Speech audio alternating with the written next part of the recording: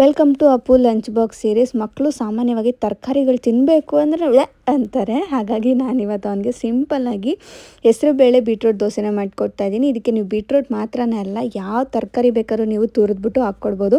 ಫಾರ್ಮ್ಗೆ ಹೋಗೋಕ್ಕಿಂತ ಮುಂಚೆನೇ ಒಂದು ಹಿಡಿಯಷ್ಟು ಹೆಸರುಬೇಳೆನ ನೆನೆಸಿಟ್ಬಿಟ್ಟು ಹೋಗಿದೆ. ಇವಾಗ ಇನ್ನು ಹೆಸರುಬೇಳೆ ಕೂಡ ಚೆನ್ನಾಗಿ ನೆಂದಿದೆ.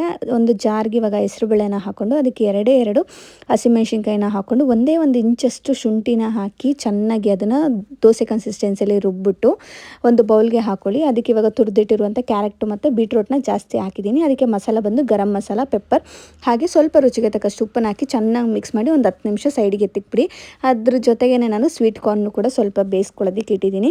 ಇನ್ನು ಪ್ಯಾನ್ಗೆ ಬೆಣ್ಣೆ ಇಲ್ಲ ನೀವು ಎಣ್ಣೆ ಕೂಡ ಯೂಸ್ ಮಾಡಿಬಿಟ್ಟು ಸ್ವಲ್ಪ ಪ್ಯಾನ್ ಕೇಕ್ ಮಾಡ್ತೀವಲ್ಲ ಆ ಥರ ಶೇಪಲ್ಲಿ ಚಿಕ್ಕದಾಗಿ ದೋಸೆ ಥರ ಉಯ್ದುಬಿಟ್ಟು ಅದ್ರ ಮೇಲೆ ನೀವು ಬಿಳಿ ಎಣ್ಣೆ ಹಾಕಿ ಕೊತ್ತಂಬರಿ ಸೊಪ್ಪು ಏನು ಬೇಕಾದರೂ ಹಾಕ್ಬಿಟ್ಟು ನೀವು ಎರಡು ಕಡೆನೂ ನೀಟಾಗಿ ಬೇಯಿಸ್ಕೊಂಡ್ರೆ ಆಗೋಗುತ್ತೆ. ಸೊ ಸಿಂಪಲ್ ಲಂಚ್ ಬಾಕ್ಸ್ ಕ್ವಿಕ್ಕಾಗಿ ಆಗುತ್ತೆ, ಮಕ್ಕಳು ಕೂಡ ಇಷ್ಟಪಟ್ಟು ತಿಂತಾರೆ.